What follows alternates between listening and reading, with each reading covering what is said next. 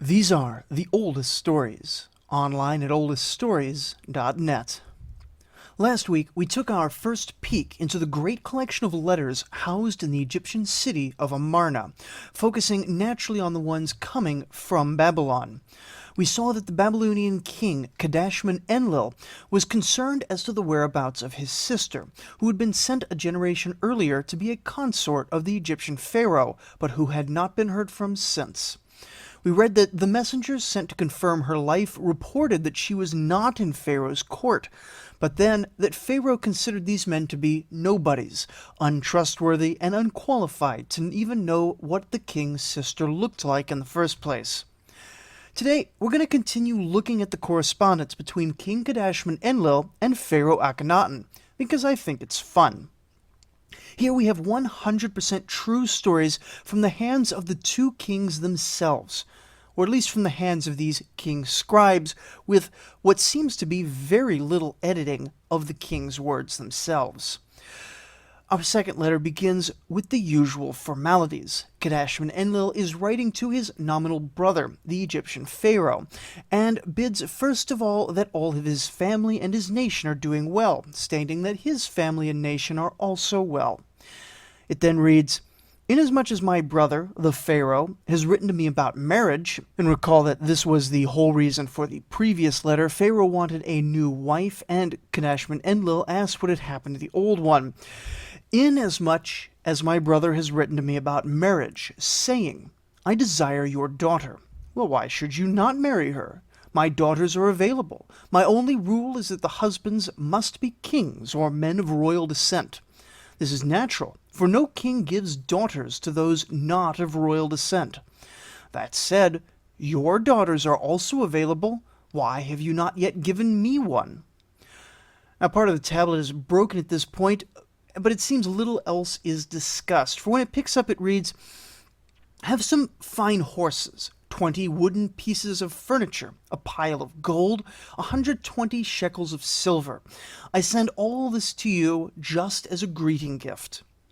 Now, this is, of course, partly to show off the wealth and therefore power of Babylon, but also as a sort of advance payment, expecting the Egyptians to reciprocate with something of equal value. Also, 60 shekels of lapis lazuli I send as a greeting gift to my sister because she's your wife. Now, does this last bit mean that the matter of Kadashman-Enlil's missing sister has been resolved somewhere unrecorded in these letters? Perhaps. But it's perhaps more likely that the Kassite king is simply agreeing with the pharaoh because women are not important in themselves, only as bargaining chips in the political game, the functional equivalent of the fine horses and wood furniture that grease the wheels of international diplomacy. We don't have the pharaoh's reply, but it seems that at this point there was some interruption in the normal diplomatic process. Actually, it's quite possible that while Kadashman-Enlil may not have realized it, this letter that we've just read was actually deeply offensive to the pharaoh and the Egyptian political order overall. But we'll see that soon enough. This next letter, addressed to the pharaoh from the king of Babylon, begins in the usual way by wishing the pharaoh well, calling him brother, saying that things are well in Kassite lands as well. It then continues. "Concerning the young woman, my daughter, about whom you wrote concerning a marriage relationship. The girl is now grown up. She is nubile. Send an envoy, and I will let you take her away. In other matters, you know that in the past my father used to send envoys to you, and you would not detain them many days. You used to send him on his way quickly, and you used to send loving greeting gifts to my father. Now, when I last sent you an envoy, you detained him for 6 years, and in the 6th year you sent him with 30 minas of gold that look like silver for my greeting gift." Now, one thing to note here is that gold is rarely found pure in its natural state in the Near East. Far more common is a gold and silver alloy called electrum, and naturally the more gold and less silver in the electrum, the more valuable it is. Kadashman-Enlil here is suggesting that the king sent very high silver content electrum instead of proper gold, acting like a cheapskate. That and holding an ambassador for 6 years both have Kadashman-Enlil questioning the pharaoh. And he closes with, "When you celebrated a great festival, you did not send your envoy, saying, 'Come, eat and drink,' nor did you send any greeting gift from your festival. These 30 mina of gold that you sent are not equal to the greeting gift that I sent you in any single year. I have built a new house. Within my house I've built a large door. Your envoys have seen the new house, and now I'm making my first entry into my house. So you should come to me and eat and drink with me for a housewarming party. See, I am doing what you have not done. 25 men and 25 women, a total of 50 people, are included with this message as a greeting gift, as are 10 full wooden chariots and horses."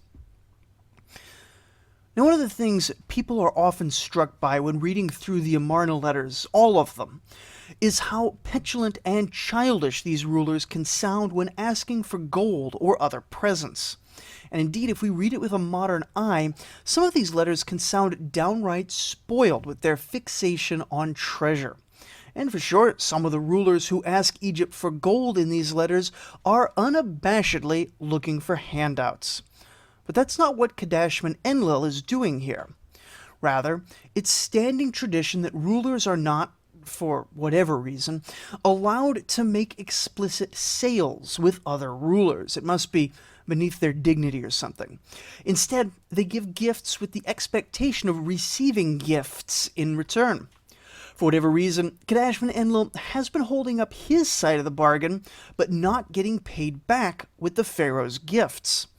He's dropping the mask a bit here, reminding the pharaoh that this is meant to be an even exchange, and being the better man by quite consciously setting the example. Quite sadly, we do not have the pharaoh's reply to this, but it seems that things are quickly reaching a head, and the misunderstandings are starting to get sorted out. The opening of the next letter is damaged, but probably had the standard well wishes from the king of Babylon to the pharaoh of Egypt. But then he jumps right into the heart of the matter, saying, "Furthermore, my brother, you wrote to me about not giving a daughter when I write to you for a daughter for marriage, saying, 'Oh, from days of old, the daughter of a king of Egypt has never been given to anybody.' But I ask you, why has one never been given? You're a king. You can do whatever you want. If you were to give a daughter, who could say anything about it?" Now, it's hard to tell here if Kadashman-Enlil is being serious or not.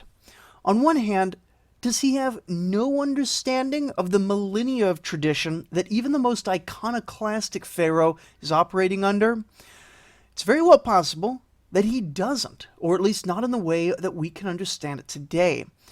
As I said last episode, it's possible that ancient Egypt was even more unknown and exotic to the Babylonian kings than it is to us today, since though much has been lost in the thousands of years since that time, much simply wouldn't have made it over to Babylon except as rumor and gossip in the very highest degree. On the other hand, it is possible that Kadashman-Enlil had some idea, but is speaking in very blunt terms, what we might today call realpolitik. We saw him earlier explaining the realities of the royal exchange system to the pharaoh. Perhaps he's here reminding the pharaoh that he is, in fact, an absolute monarch, and if he chooses not to engage with other nations fairly, then he can blame tradition all he wants, but the blame ultimately rests on his royal shoulders. It's likely this latter, for he continues, "When they told me this message, I wrote to you, my brother, saying, 'You know there are grown daughters of someone in your kingdom, plenty of beautiful women. Send one as if it were your daughter. Who will say that she is not the king's daughter? But you, because of your policy of not sending, have not sent anyone. Did you not seek brotherhood and friendship with me?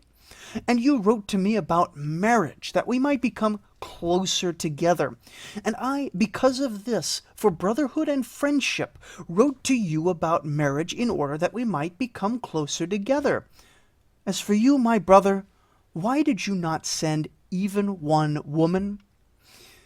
Perhaps, since you did not send me any women, I, for that reason, should withhold a woman from you. My daughters are not available anymore, perhaps. Now, this next bit is damaged, but it appears that this withholding is purely a hypothetical, and he fully intends to send the pharaoh a royal wife, as well as some animals. For the letter continues, "Now, as for my daughter which I am sending you, you may not accept her offspring, but definitely send whatever animals I've requested of you. As for the gold I wrote to you about, your very best gold, a lot of it, before your envoy arrives. Now, quickly, during this harvest season, send to me, either in the month of Tammuz or Ab, so that some of the works that I've started may be carried out. If you take too long and I finish the work, why should I need your gold? Then even if you send me 3,000 talents of gold, I would not accept it. I would send it back to you, and I would not give my daughter in marriage." Now, honestly, the more I read Kadashman-Enlil's letters, the more I think he's fantastic. He pulls no punches, flitting between the thinnest veneer of diplomatic sensibility and openly, patronizingly lecturing the pharaoh on the realities of international diplomacy. All this back and forth about marriage, but really he's just selling a daughter in exchange for the gold to finish some building projects. It seems that the pharaoh ultimately agreed with this, as the next letter is one from Akhenaten to Kadashman-Enlil, and pretty well speaks for itself. After the standard greetings, the pharaoh says, "Now, I heard folks saying you've been building a new palace. Now I've sent you possessions, necessities for your house, and now I'm preparing abundant possessions in anticipation of your envoy who's bringing your daughter, and when your envoy will return, I will send them to you. Now I've sent to you a greeting gift for the new house in charge of Shuti, 1 bed of ebony adorned with elephant ivory and gold, 3 beds of ebony adorned with gold, 1 headrest of ebony adorned with gold, 1 large chair of ebony adorned with gold, 5 chairs of ebony adorned with gold, 4 chairs of ebony adorned with gold. These things, all of the gold, its weight 7 minas, 9 shekels of gold. The weight of silver, some number lost, of minas, 8.5 shekels of silver. 10 footrests of ebony, some damaged bits, and then some more things of ebony, and then some more footrests of ebony adorned with gold, and then a sum of gold as well, though the amount is lost." Now this ultimately is a win for Kadashman-Enlil. The things that Akhenaten is sending him are extremely valuable, and likely made up for at least a good chunk of what he's been sending in the past. Additionally, there is the promise of more treasure. After a number of years, it seems the pharaoh has grown a bit more mature in international relations, and is more willing to play ball with Babylon. Sure, who knows how things are going to go for the possibly missing sister, as well as the new daughter being shipped off, but that's a modern concern. As far as the king cares, daughters are just as much his property as lapis lazuli, silver, and slaves, to be disposed of as he pleases. But after this letter, Kadashman-Enlil has perhaps filled his narrative purpose, and after 15 years on the throne, he shuffles off the mortal coil. We know he had some construction projects because he mentions them in his letters. But in the archaeological record, this era is so poorly attested that it's hard to tell what he built compared to what a successor with his same name 100 years later built. So we move on to Burna-Buriash II, Kadashman-Enlil's son. And what better way to meet him than with the letter that he sent to Akhenaten on the occasion of his elevation to the throne. After the by now routine opening, Burna-Buriash says to Pharaoh, "As formerly you and my father were on mutually good terms, now may you and I be on mutually good terms. Between us may another word never be spoken on the matter. What you desire from my country, write to me, that they may bring it to you. And what I desire from your country, let me write that they may bring it to me." Burna-Buriash then encloses a broken list of greeting gifts to mark the new king's accession to the throne. This is nice and polite, showing that the new king is starting international diplomacy off on the right foot. But stepping away from the Amarna archives for a moment, we also happen to know that Burna-Buriash is not just sending these letters to Egypt. He will, over the course of his reign, send a daughter to Elam and a daughter to the Hittites. We even have a pair of letters from the governor of Dilmun, the modern island of Bahrain, which tell us that holding on to such a distant place was challenging, for even in desolate Arabia there were hostile raiders threatening Kassite civilization. The first of these letters, from Governor Ili-Ipishara, tells of a Scythian woman who had come from across the sea to meet with the local authorities, who was directed to carry any diplomatic correspondence up to Babylon. This is typical, for though we first saw the Scythians pillaging and conquering, we must always remember that these vast ethnic groups are composed of many individual tribes and people, each with their own diplomatic goals. However, the governor is unable to help the Scythian woman very much because it seems that the local tribe of Ahlamu has stolen all the date fruits from the fields, setting back the major industry of the region, date wine manufacture, substantially. Still, the governor wants to rebuild the villages plundered in the Ahlamu raid, but is unable to, for it seems that a certain holy man in the region continues to have dreams about destruction, prophetic visions sent from the Sumerian gods, and the governor is unsure of what he should do, so he's asking the king for advice regarding all three of these matters. As is sadly typical, we don't know Burna-Buriash's response, but whatever it was, it seems that the prophetic dreams came to pass, for a later letter begs the gods to guard the life of the governor. It says simply, "The Ahlamu certainly talk to me only of violence and plunder. Of conciliation they do not talk. My lord put it upon me to ask them to be peaceful, but they did not comply."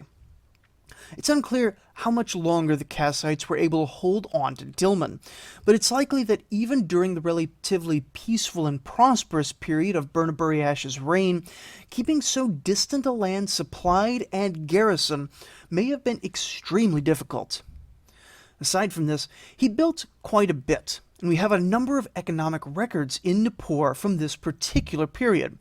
But we have to return to the Amarna archives to get a sense of the progression of this part of his reign, where the next letter gets surprisingly intimate in the details of how Burna-Buriash is actually feeling as a person. Following the standard well wishes for the pharaoh's well-being, and the standard greeting that is all is well with him and his kingdom, the next lines put lie to that very standard greeting. "From the day that my brother's envoy reached me, my body has been unwell, and his envoy has not on any occasion had the opportunity to eat food or drink spirits in my presence. When you ask your envoy, he will tell you this. Concerning my recovery, I'm still not fully restored to health. But when my body was unwell, and my brother did not express any concern for me, I was filled with anger, saying, 'Has my brother not heard that I'm sick? Why has he not shown concern for me? Why did he not send his envoy to look into my situation?' However, the envoy of my brother said to me, 'Yours is not a territory close by that your brother can hear and send greeting to you. The land is far away. To your brother, who is there to tell him that he should send an urgent greeting to you? If your brother could hear that you are sick, he would surely send an envoy to you.'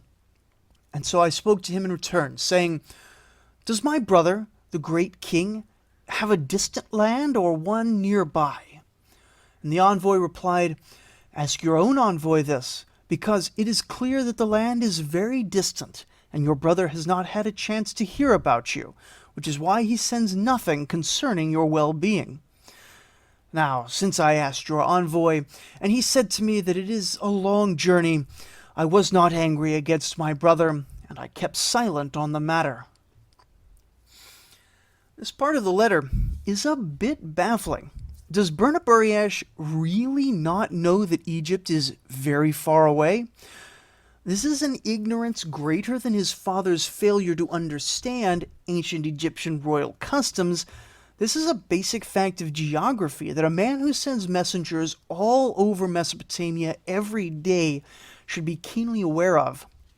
We can't wholly discount the possibility that the new king is so sheltered that he doesn't have a good sense of travel times, but it might be instead that the king is simply pouting, though why he thinks it's a good idea to commit such a rant to Clay and has no one around to tell him to maybe, edit this portion a bit, tells us that the apparent competence of Kadashman-Enlil has left his son with a court so used to accepting the king's judgments uncritically. Or perhaps it's a calculated, extremely clever move. As is so often the case with the period, it's hard to say for sure. The letter continues.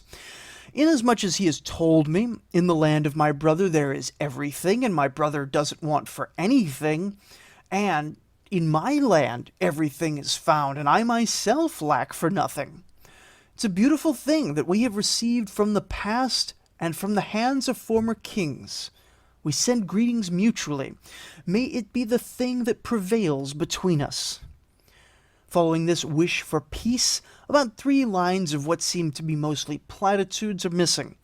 When the letter is again readable, Burna-Buriash seems to be discussing a previous envoy, saying, "You have detained my envoy for 2 years. As for your envoy, I've given him leave and sent him to you. Grant my envoy leave quickly, and let him come back to me. And since they said that this trip is difficult, water is scarce, and the weather is hot, I have not sent you a large, nice greeting gift. 4 mina of lapis lazuli I have sent to my brother as a small greeting gift, as well as 5 teams of horses. When the weather is improved, on my next envoy I send forth, I will have him carry a nice large greeting gift. And whatever my brother needs, may my brother write to me, so that they may be taken out of their storehouses."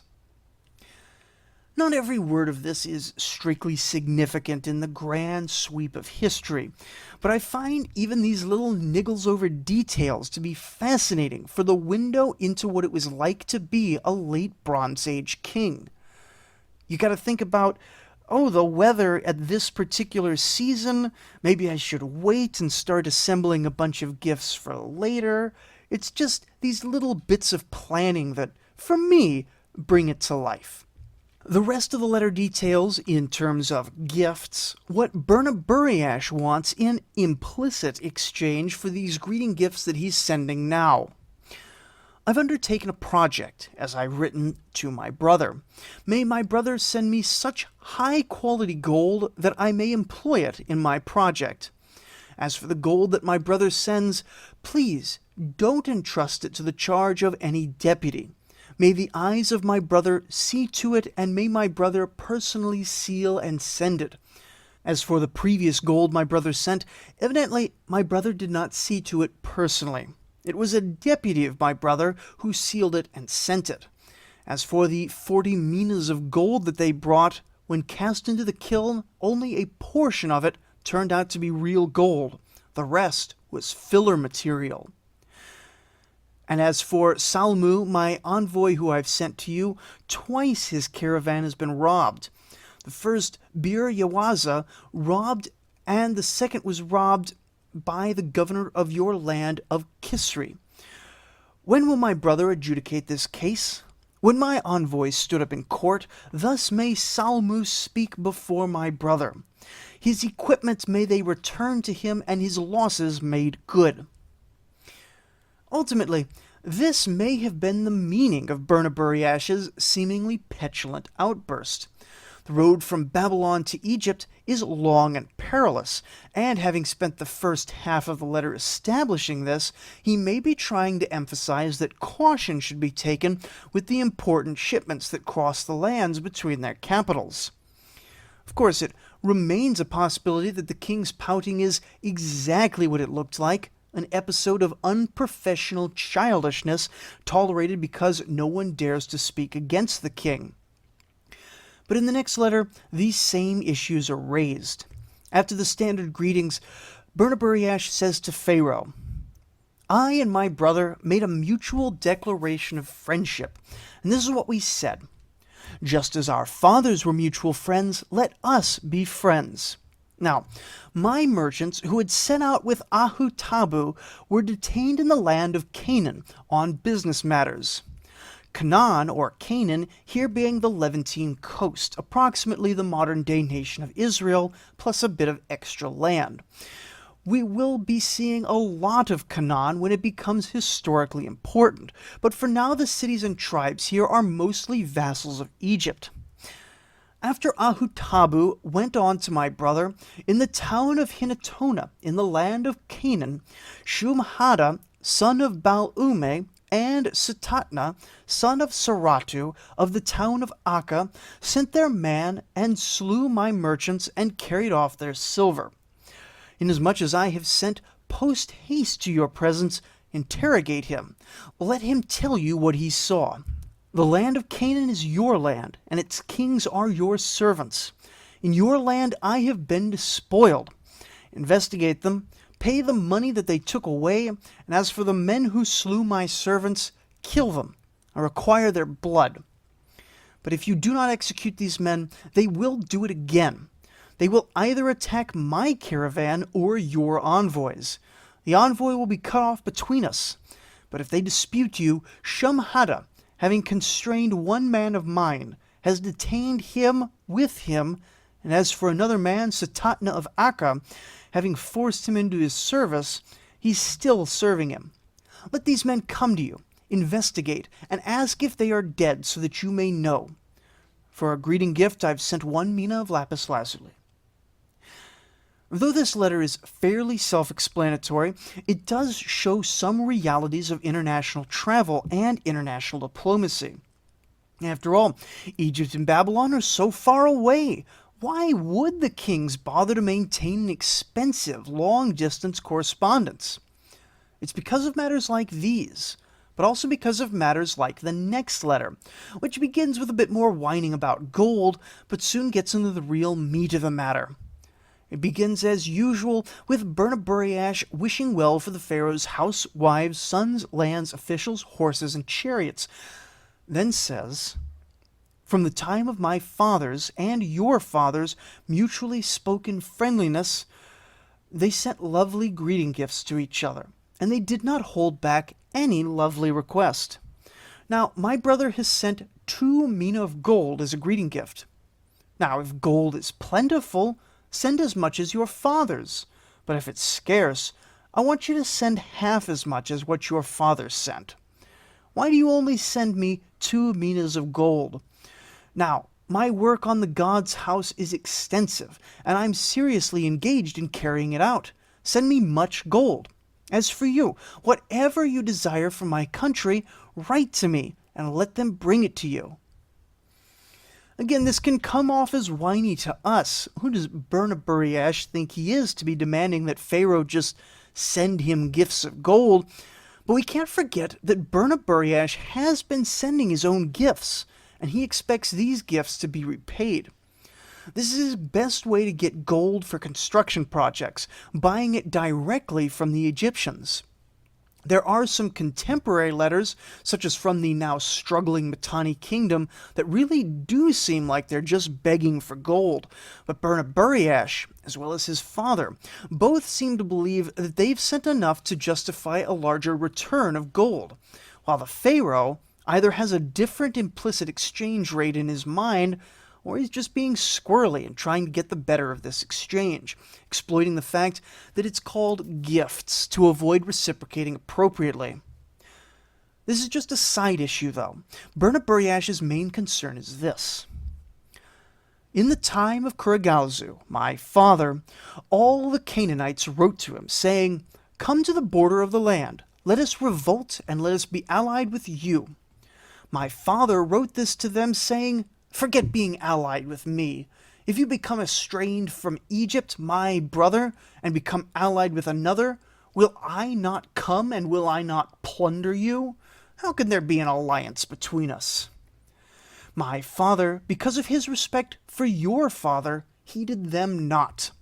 Now, as for the Assyrian, my vassal, who recently visited you, it was not I who sent him to you. Why have they on their own initiative come to your country? If you love me, they will conduct no business whatsoever. Send them back to me empty-handed. And with this letter he encloses a greeting gift of 3 mina lapis lazuli and 5 teams of horses.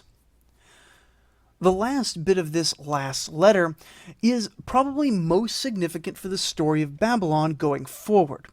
There are actually 2 more letters, and a few more seem to have been from Babylon, but not from the king, instead being addressed to various princesses, but these are all badly damaged and seem to be mostly discussions of various gifts, some of which, though quite fragmentary, appear opulent.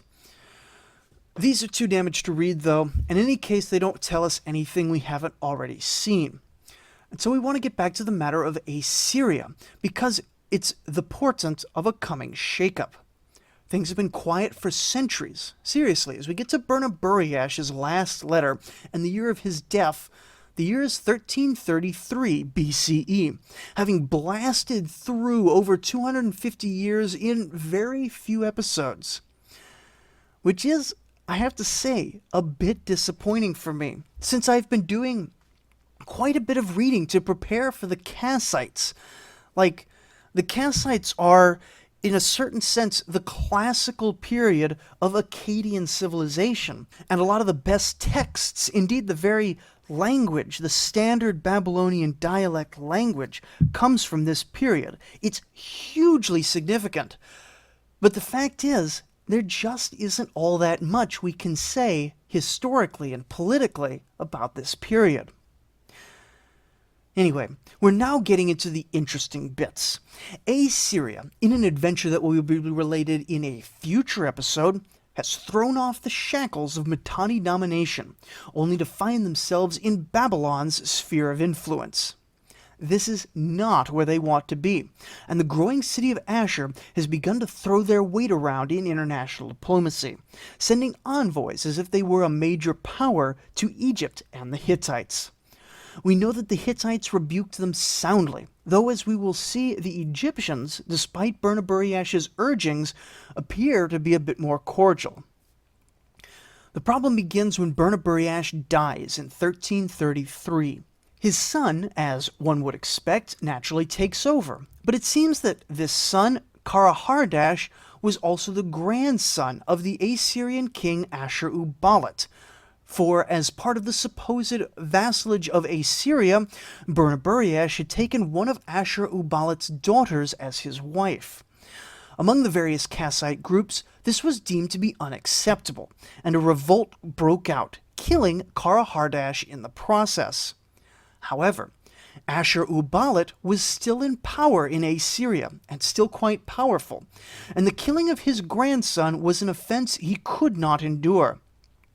In what must have been a shock to the entire world order, the seemingly minor power of Assyria launched a lightning strike against the seemingly strong and dominant power of Babylon, driving chariots straight into Babylon itself and overnight overthrowing the Kassite candidate for king, replacing him with Kurigalzu II, still a member of the Kassite ruling dynasty, but one much more agreeable to the Assyrian king than the one that the rebels had put on the throne.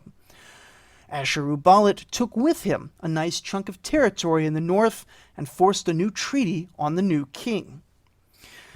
While this would have consequences for Assyrian history, the main hit to Babylon was one of perceptions.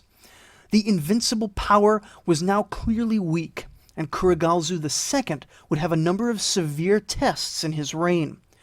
From outside, the opportunistic Elamites struck hard on the eastern edge of the territory, though it seems that they were driven off without too terribly much fuss.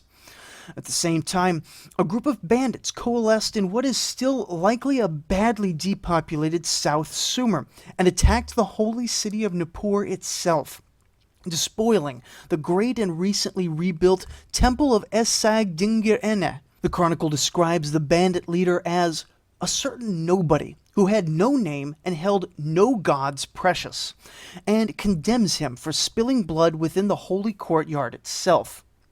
Naturally, this certain nobody met a bad end, but an attack on the holy city, which had by now taken on the role of southern capital either formally or informally, was a bad look for the Kassite kings.